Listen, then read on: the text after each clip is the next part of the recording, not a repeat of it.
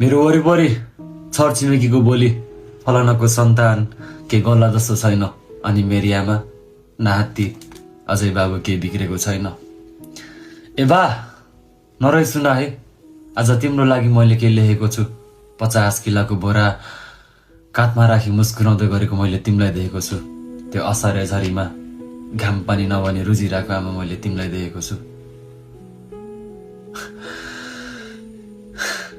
मेरा लागि खाइ नखाइ खाली पेट तल्ला घरे छिमेकीले महँगो लुगाफाटा लगाइ देखाउँदा तिमी च्यातिएको चप्पल लगाएर रासन पानी किन्न बजार घुमेको आमा मैले तिमीलाई देखेको छु। हेपा नरहे सुना है, आज तिम्रो लागि मैले के लेखेको छु। अब मेरो छोरो पनि ठुलो भयो, हाम्रो पनि सुखको दिन आयो भने पेडीमा गफ गरिरहेको मैले तिमीलाई देखेको छु। मैले विदेशको भिसा लाग्यो भने भन्दा खुसी हुने तिमी मेरा लागि त्यो शिर मन्दिरमा झुकाएको मैले तिमीलाई देखेको छु। ए बा नरहे सुना है,